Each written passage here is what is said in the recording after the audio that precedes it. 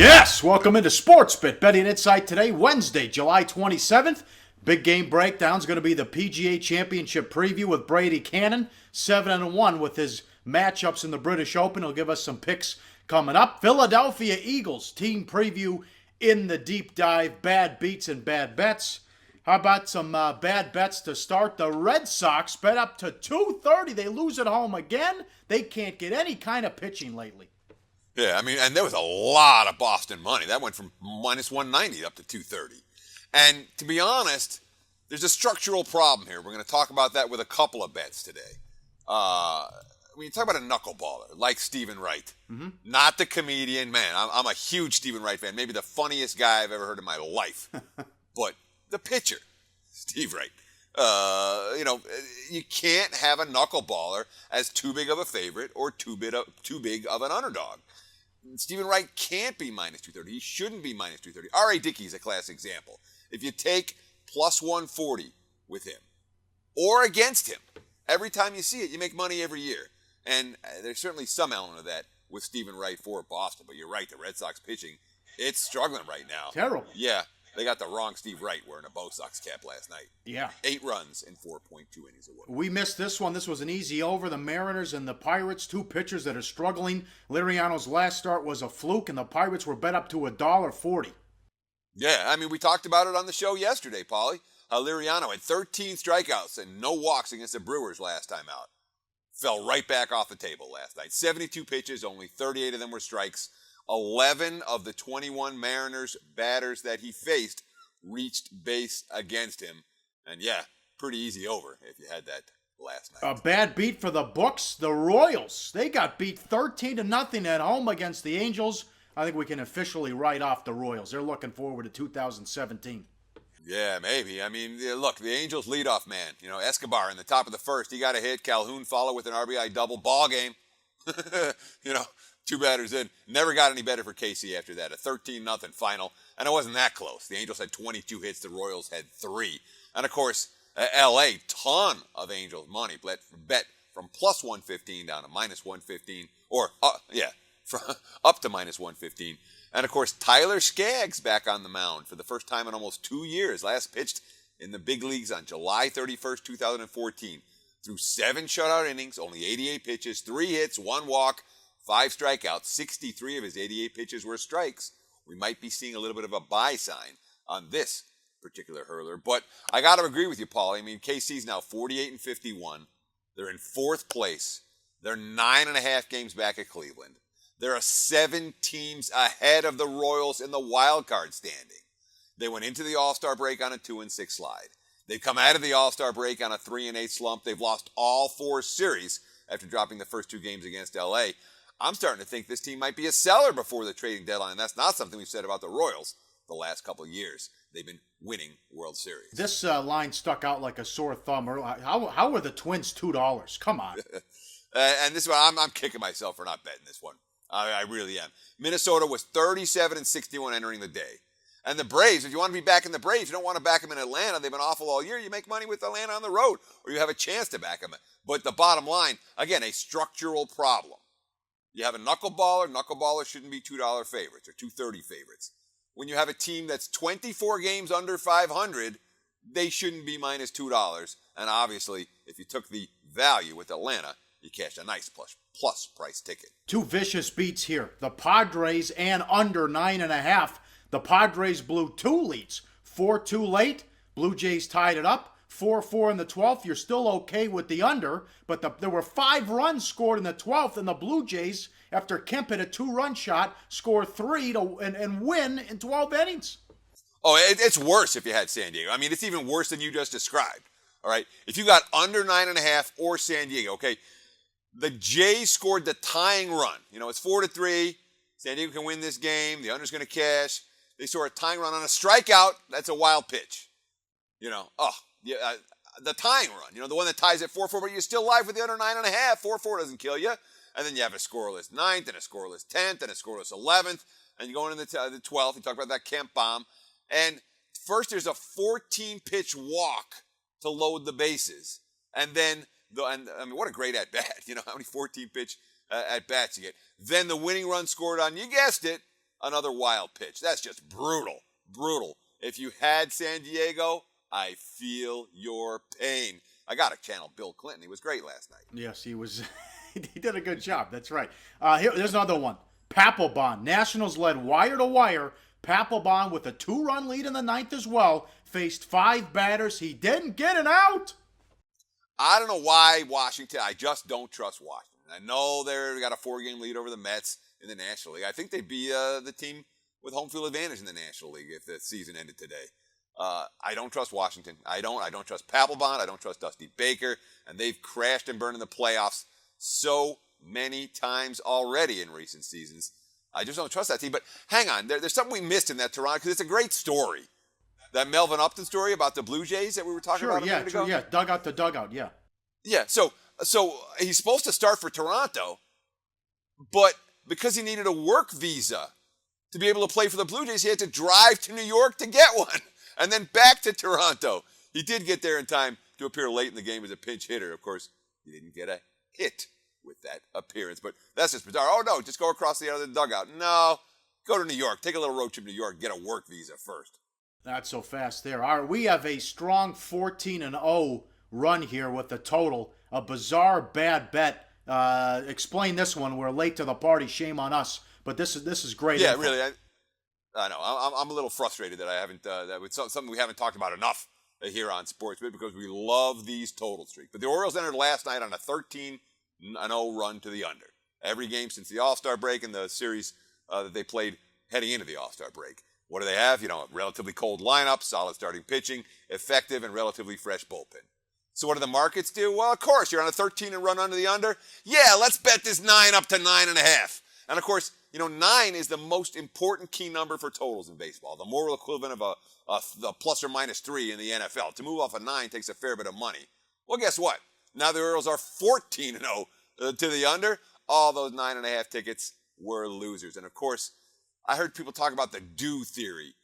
Please, for the love of God, never, ever, ever, ever, ever bet the do theory with MLB totals. You can bet the do theory in some other situations, not with baseball totals. Unders begat unders, overs begat overs, and no team is ever due to break out of a slump. Well said there. Brady Cannon up next. Big game breakdown. We'll preview the PGA. And he was on fire with his British Open matchup. Some picks in the preview coming up on SportsBit. Betting Insight today on SBRPicks.com. Hello, sports betting fans. Tune into the MLB Odds Couple Show today for July 27th. I'm telling you, man, some days I don't have a lot of time to prepare, and I just sort of take picks out of my ass. Yeah. Yesterday I had a lot of time to prepare. I got picks. You're ready to go almost today. Every game. You're yeah, fired and up. I'm feeling confident about it. Well, good. I need to pick me up. So come on and check us out, guys, after you're done with Teddy and Pauly. All right, time for Big Game Breakdown with Brady Cannon at Las Vegas Golfer on Twitter. Went 7-1 in his golf matchups on the British Open. Also had Stenson to win. Our final major on Thursday, Springfield, New Jersey, moved up because of the Olympics. So let's get right into it. Brady, as always, thanks for the time. Tell us about the course and the weather. Hey, good to talk to you again, Pauly. Yeah, Baltusrol is the venue for this year's PGA Championship, the 98th edition of the PGA, and as you mentioned, bumped up in the schedule a little bit. Usually takes place a month after the British Open, but going to happen in July this year because of the Olympics. Baltusrol, one of the classic courses, Pauly, an A.W. Tillinghast design, and he's really designed some of the classics around the country, especially in the Northeast. He consulted on Firestone, which we just recently saw the WGC Bridgestone played at in Ohio, in Akron, Ohio. You've got Bethpage in New York, Winged Foot in New York, also Ridgewood in New York, where they play the Barclays Championship about every other year. So this guy definitely has some classic courses in the East Coast area, and we're going to get another look at one here that we haven't seen since 2005 when Mickelson won the PGA Championship, his second major at the time. Yeah. Well, how about the back-to-back par fives? 17, that's a par 5, 650 yards? Yeah, an absolute monster. And John Daly is the only guy to reach that green in 2. That was back in 2005 when they played the PGA there. Daly, the only guy to hit the green in 2. Funny story, though, Tiger didn't hit the green in 2. He hit it over the green in 2. So I would imagine somebody's going to reach it this year, especially, I mean, since 2005, these guys have gotten even longer. I think you're going to see DJ and Jason Day and a few of these guys definitely go for that hole in 2. Interesting, though, a very long par 70 course, Pauly, and you don't get the par 5s until the very end. So yep, you're going to have to hit the ball a long way, and you're going to have to score very well on some long par 4s. Is the weather going to cooperate?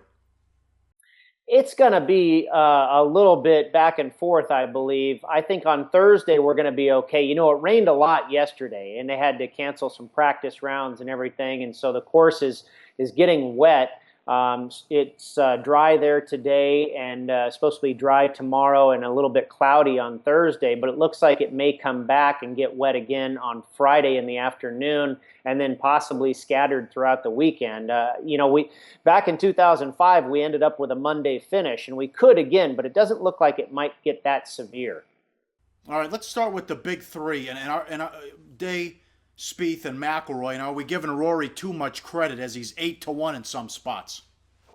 I don't think so, Pauly. I mean, you look at what Rory's done in the PGA Championship. He's won in 2012 and 2014. So this is really his tournament. He also has a U.S. Open, and you can draw a lot of comparisons between the U.S. Open and the modern-day PGA. The PGA is almost just like a kindler, gentler U.S. Open. The fairways aren't quite as narrow. The rough isn't quite as brutal. But Baltusrol is going to be that type of test. Yes, the fairways will be a little bit wider. It's still going to be nasty rough. And I think that plays into Rory's hands, especially. We saw him do this at Congressional when that course was wet and long. And this course is going to be very wet and long. He's such a great driver of the golf ball. Excellent from tee to green. I think if he can get his putter going just a little bit, he's definitely going to be in the mix. And then you've got Dustin Johnson, who's just the hottest player on the planet right now. And, I see those guys as the 2 of the 4 that really stick out this week. Okay, who else stands out for you? Well, I wrote an article that just came out today, which I picked Brandon Grace. And I think there's a lot of value on Brandon Grace at 40-1. This guy last year, and again, like Rory, I think Grace is a very good fit for the U.S. Open and the PGA Championship. He missed the cut in the Masters, and he did not do well at the British Open. I think he finished 72nd or so. But it was last year in the PGA that he finished 3rd, and in the U.S. Open he finished 5th. And again this year at Oakmont in the U.S. Open he finished 5th. So this guy's got 3 top 5s in the last U.S. Opens and PGAs. And this is another course that I think sets up well for this guy. He drives it long, so I think you're going to have to drive it long this week, and especially if it gets wet, it could take some shorter hitters out of the mix. He does hit it far enough. He's got a really good short game around the green, so he's one guy I think at long odds that looks pretty good. Stenson, I think it's going to be interesting to see what he does, after just such a remarkable British Open. I wouldn't be surprised by a little bit of a letdown, but then again, because the PGA is only happening a couple weeks after the fact, he could still be running hot. Yeah. What are your thoughts on Day and Spieth? And I know Spieth got upset at the media because they kept asking him, when's he going to win? The meltdown at the Masters, maybe still playing tricks with him.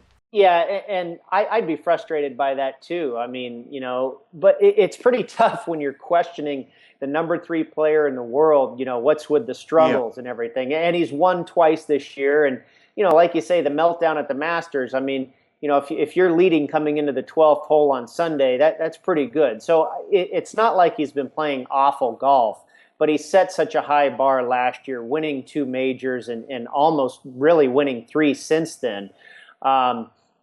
He is off a little bit, and you can see it in his stats and in his results. He's been more erratic off the tee.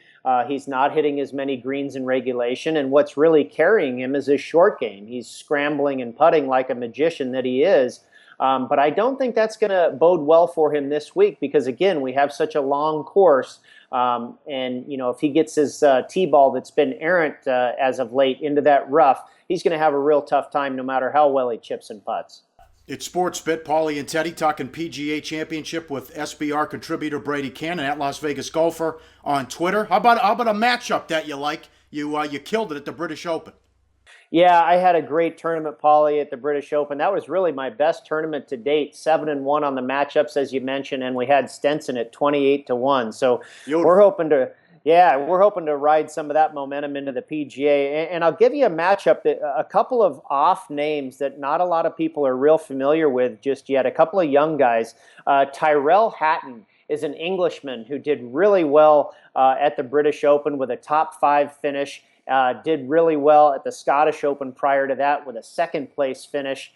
Just a young kid, 24 years old, and played in the PGA Championship last year at Whistling Straits and finished 25th.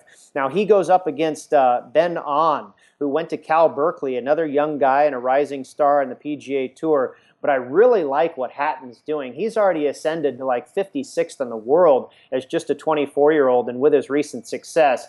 Ahn's game's been a little bit off. He's not real accurate off the tee, and I think if he finds himself again in that rough at Baltusrol, he's going to have a tough week. I think Hatton is really an up-and-comer, and I like him in that matchup as an underdog, Pauly, at plus 105. Excellent job, Brady. Thanks for the time, and we'll talk to you soon. Up next, we preview the Philadelphia Eagles with the deep dive and the play of the day on SportsBit, betting insight today. Always on the go? Bet365 has one of the top mobile platforms in today's market. Sign up today and don't let your busy life keep you out of the game. All right, thanks to Brady Cannon. We'll use play of the day coming from golf at the end of the show here. Deep dive. We continue with the NFC East. The Eagles win total 7, split line. Plenty of 7.5s with juice to the under out there. Last year, 7-9 straight up, 7-9 ATS, 8-8 over under. Mainstream stats, 12th in offense, 30th in defense, 23rd yards per play, 22nd in turnovers. Last playoff win, 2008, and they missed the playoffs the last 2 years. We both hated this move. They fired Chip Kelly and brought in Doug Peterson. Yeah, and let's talk about the concept here, and I have to use a poker analogy. Yes. All right. You hire Chip Kelly. That's the moral equivalent. You're going to raise before the flop. You know, they pay a bunch of money to get Chip Kelly. They're going to say, Kelly, go do what you want to do. So you raise before the flop. And then the flop comes. The first year Kelly's in the job, he wins 10 games. You know, they didn't win in the playoffs. Remember, they lost to New Orleans at home in the playoffs, but bang. You got us believing, Kelly. So they bet the flop. Continuation bet. All right. Then things are going great. Let's give Chip Kelly the GM job. Let's force out Howie Roseman. Kelly, it's all yours, buddy. Do what you need to do. That's betting the turn. So you raise before the flop, you bet the turn, and they have one bad year. And, you know, one bad year last year. The defense wasn't good. They didn't have a quarterback all season. A lot of things went wrong. He's never had a quarterback there. Yeah. And then they fold. Yeah. It's the worst. It's check and fold. It's like you put all this, you have 80% of your money in the pot, and now someone makes a bet. Let's just fold and start all over again. In my mind, it was a ridiculous move for Philadelphia to do as much to give Kelly as much freedom to remake the roster as they did, and then let him go as soon as everything went wrong in one bad year, saying, it didn't work out. Sorry, bye. Bad move organizationally for the Eagles, in my opinion. Yeah, he shouldn't have say over player personnel. That backfired. How many guys are going to win 10 games in their first 2 years, back-to-back with Nick Foles and Mark Sanchez? Give me a break. I want to see what this guy can do with a quarterback. Now he goes to San Francisco, and Gabbard's probably going to win the job. Get this guy an elite quarterback to see what his offense can do. Meanwhile, the Eagles have new head coach Doug Peterson. And this is a guy, let's see, Peterson was an NFL backup quarterback. His only previous head coaching experience was 4 seasons at Calvary Baptist Academy in Shreveport, Louisiana. Yeah, that's high school football. And by the way, he was coaching in high school as recently as 8 years ago. He has 3 seasons, all of 3 seasons as an NFL coordinator. And of course, what did he do? He handled a Kansas City attack under Andy Reid. He didn't set off a whole lot of fireworks. And of course, when you talk about bringing in Doug Peterson, let's see. You have a different philosophy of how you're going to run the offense. Chip Kelly, very little contact in practice. Peterson, he's old school like Andy Reid. Tons of contact in practice. It's going to be different. It's going to be very different. And we'll have to see if the personnel that Kelly acquired over the last few years is going to fit into what Peterson's trying to do. So how's this going to work with the play calling? Is it going to be Frank Reich, the OC? Is Peterson doing it? How are they going to work this? Yeah, there's, he's the early story is Peterson says he's going to give the play call to Reich, who is in turn going to relay it to the quarterback, which means that in that very brief period of time you have to call a play, it's got to go through two people. And then Peterson also wants the quarterback to get to the line of scrimmage with plenty of time to change the play. They're going to be required to adjust to what the defense gives them. This isn't going to be a Chip Kelly, try to get up to the line of scrimmage and snap. It's going to be get up to the line of scrimmage and sit. So the quarterback's going to have a lot on their plate. The personnel and the play are going to be relayed to them, but the quarterback's going to have to put the formation to it. Yes. Now, this is stupid, too.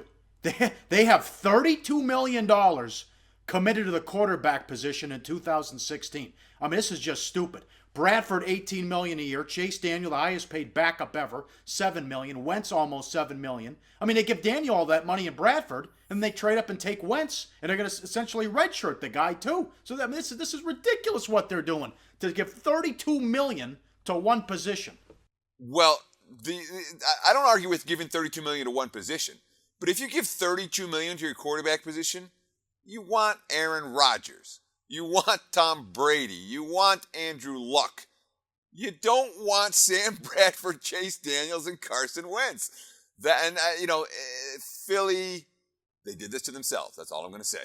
And of course, when you put that much money into quarterback, that leaves holes elsewhere. How about this? GM Howie Roseman, who's now back on the job. Quote, "What we did in free agency was the best we could try to fill a bunch of holes. Nobody's sitting here thinking we are a completed picture." Yeah, it's a lot of money at QB this season. And yeah, we would think that Wentz is going to redshirt this year, but if Philadelphia's going through a difficult campaign and it's December, you know what the fans are going to be clamoring for. They're not going to want to see more Sam Bradford. They're not going to want to see Chase Daniel. They're going to want to see the number 2 overall pick in the NFL draft. That'd be something. And then the guy who's make $18 million a year is sitting on the bench. New defensive coordinator Jim Schwartz switching from a 3-4 to a 4-3, replacing 4 starters, including D'Amico Ryans, Thornton, and Walter Thurman. His wide 9 defense led the league in sacks at Buffalo 2 years ago. The defense can't get much worse. They allowed 26 touchdown passes in the last 9 games, allowed 28 points 6 times. 28 points or more 6 times the last 7. Horrible. Yeah, I mean, the D dumped a bunch of guys. Maybe that'll make them better. I'm not sure how. But there will be at least new faces in new places for Philadelphia on the defense side of the football. Offensively, let's see. They're switching from a zone blocking scheme on offense to a more traditional power blocking scheme. So we're going to see offensive line transition. The only sure wide receiver really is Jordan Matthews. Aguilar last year was kind of a disaster. What do you have, 23 catches?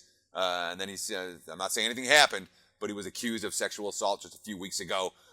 They signed Reuben Randall and Chris Givens.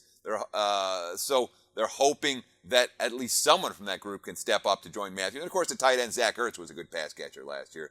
They had a couple of young burners at running back in Kenyon Barner and Wendell Smallwood. And I like the signing of Brandon Brooks. He's kind of a road grader at right guard. And Steven Wisniewski at center, also a good signing.